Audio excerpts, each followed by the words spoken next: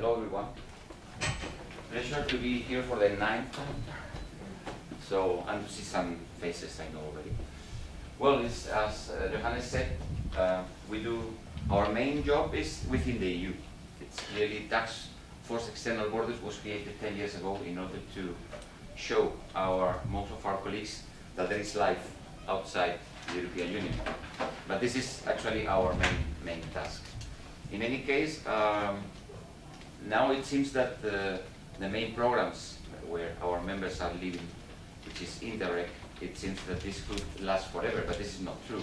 That's why our main activity is to try to convince the European institutions and the member states that these programs have to stay. Because if we don't support this, there is a tendency to delete even these programs within the EU.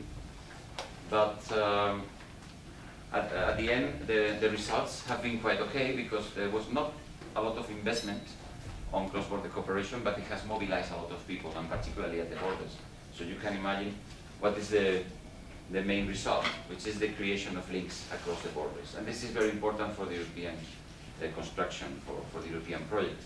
So most of our members are very much engaged on developing this and even to keeping it stable. Anyway, every 2-3 years we have to come back and to make a lot of lobby, because there is always some tendency to put this under a big question mark and to say, okay, do we need that now, or is it better to invest in jobs? And then sometimes politicians, they are thinking in the short term, and they think that if they take the money out of the cooperation programs, they will create jobs like sausages, but this is not true.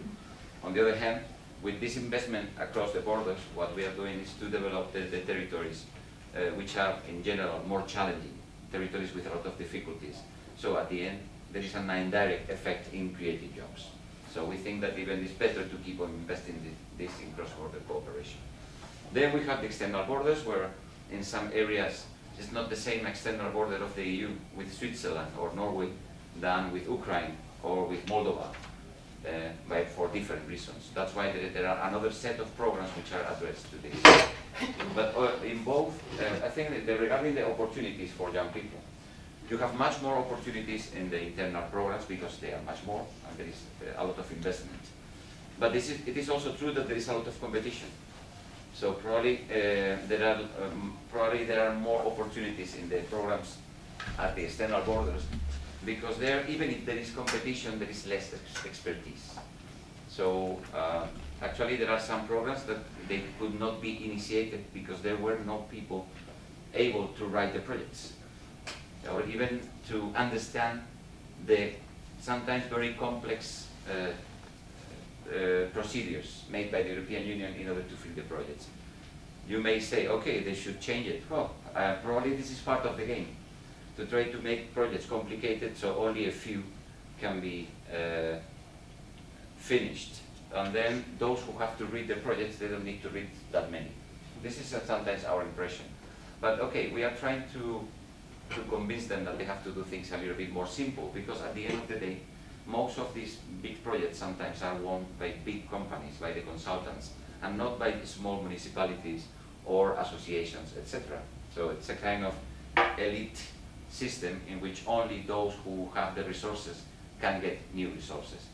In this sense, we need some fresh air. That's why one of the reasons to organize this youth forum was to try to show young people from the external borders of the EU which type of programs are related to cross-border cooperation, which is our main business, but also in other fields of cooperation. Because we need this refreshment. And sometimes even in public authorities dealing with that, you have the same people for 20, 30 years. And sometimes even if they are 30 years there, they don't understand the new trends. So they need to refresh, but they don't do it. So that we said, okay, let's do it ourselves. Let's try to show young people what are all the opportunities open by this type of programs. And even to show you that things are not finished. This process is being under construction. So even if you should think that you should not only get involved in projects, but also you can get involved in the creation of new policies. There are many things still to be done at the external borders of the EU, even in cross-border cooperation. We cannot use the same system that we use within the EU, where we have a framework which is agreed among the 28 member states, and the things that are much more different at the external borders. For instance, Ukraine, there are quite a few Ukrainians here.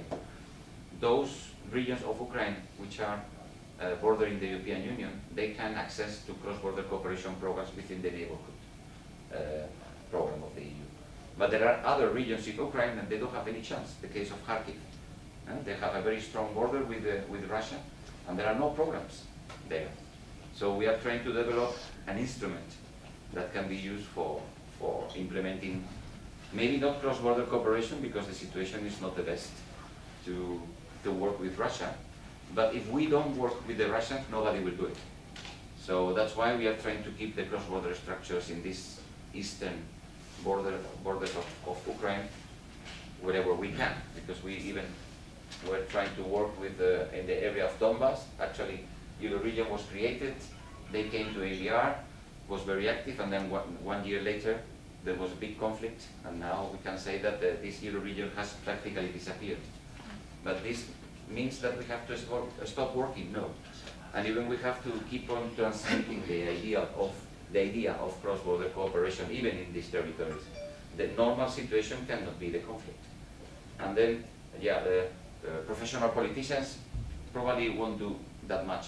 But there is an opportunity that young people who are now finishing their careers and then thinking of their future, they should think that the normal environment where they have to develop their activity is not the conflict, but the peaceful relationship. We try to do the same with the Russian side, and then probably in some years, this new generation of professionals and even politicians will meet. And then if there is some small embryo of cooperation in them, and then they meet each other, probably they will think not only in the things that divide Ukraine and Russia, but the things that unite them. And this is what we try to do. And looking at the experience of internal and external cross-border cooperation in the EU, there were, as Johannes has said, other continents in which they were paying a lot of attention to what was going on, particularly Africa and Latin America. And in the last 8 years, there has been a strong development of cross-border cooperation in these continents, even if there are no programs to support this. Because we should think, what would happen in the European Union if there were no programs for cross-border cooperation? Probably more than half of the activity which is implemented now would not happen. In many cases, you know that people are doing cross-border cooperation because they really believe in that. But in other cases, they do cross-border cooperation because there are funds available. And this is the reality. But normally is in places where the border has vanished because they are more central in Europe and they don't need really support for cooperation. It's the case that they don't care because the conflict or potential conflicts across the border were already disappeared some 50 years ago. But in those areas where the situation is not that well, then they really appreciate cross-border cooperation. Then this happens also, for instance, in Western Africa, where the borders were created by the European powers 100 years ago. But in many cases, they were dividing communities. So people were doing cross-border cooperation because the communities were there, and then let's say the European borders in Africa were dividing them.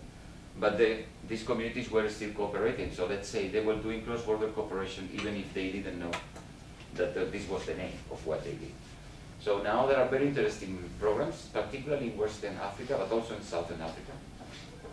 Much more difficult it is in the north of Africa because of many reasons. You can figure out why. And then the case of Latin America is amazing. The cross-border cooperation there is very much connected to, like in Europe, to the process of supranational integration. In Latin America, there are three main integration processes: Mercosur in the very, very south, the Andean community in the area of Peru, Colombia, Bolivia, and Ecuador. And then the Central American integration system. In these three, you have some cross-border cooperation actions, which has been promoted by ADIA. I'm very proud to say that we made the proposal, then we were invited to develop the proposal, and now we have been evaluating this this reality, which is not a proposal anymore. There are around 22 actions that were financed by their own participants. So there was no other program putting money there. They were public money from the local, regional, and national level put on table, and then they were implementing strategies, programs, cultural programs, also labor market related, and particularly health and social cross-border cooperation programs. Why? Well, because in these countries are bigger, distances are bigger. The cross-border cooperation of proximity, as we understand in Europe, is not happening there, because, for instance, one of the programs we are taking part is in the Amazon area between Brazil and Peru, and the capital of the two border regions is Iquitos in the Peruvian side and Manaus in the Brazilian side. They have no roads. You have to go by boat. It's around 1 or 2 days, and in a very, very speed boat. In normal boats you can take 1 week, and because we are talking about 2,500 kilometers. This is cross-border cooperation. In Europe, if we take the distance of 2,500 kilometers, probably it's very difficult to find this distance within the European Union. And there is just the distance between two border regions. So, and then if you look at Brazil, you can imagine. So the situation is that we like to say sometimes that we can die of success because we are quite successful in keeping the programs in the EU.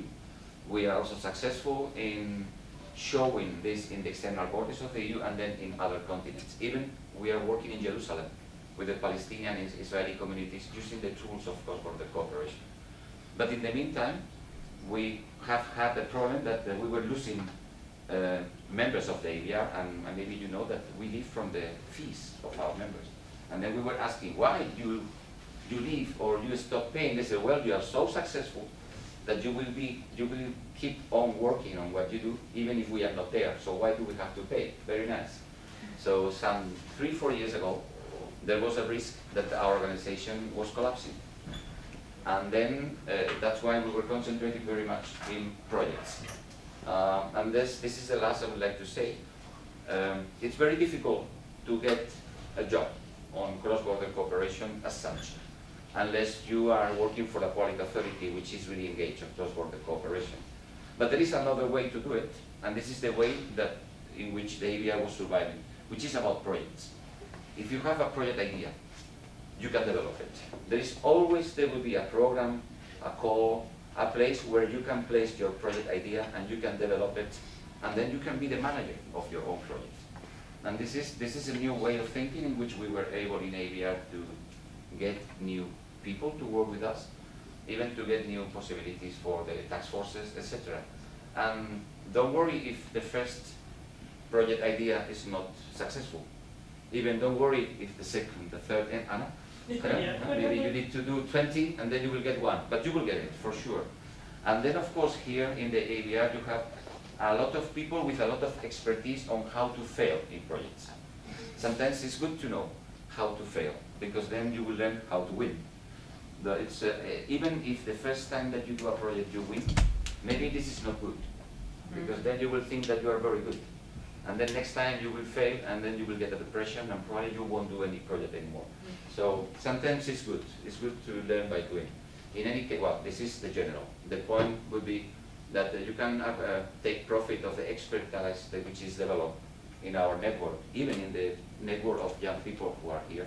Some of them are experts on programs, on calls, and different projects. So you can better tune your project idea, you can adapt it to the reality that you want to change, and then to the call or the program in which you want to get the finances. There are plenty of possibilities. And of course, I think, as Anna has said before, that some of the people are connected 24 hours every day. Sometimes I'm in Latin America, 6 in the morning, I'm sending a question about a project or whatever, and then suddenly, half an hour later, is Anna reacting, or maybe Johannes. It seems that the cross-border cooperation doesn't sleep. And this is because some of these people, they don't sleep, and in other cases, it's because we are many. We are many. So really, if you have any project idea, or you have several ideas, or you want to even to just a concept and you want to develop it, you can come back to us.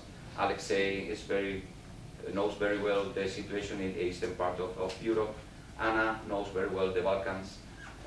Alessandra is working in our projects office in Berlin and now has even if she's dealing with the volunteers, I think you already explained, with the volunteer program. Also she's knowing better and better and better what's going on.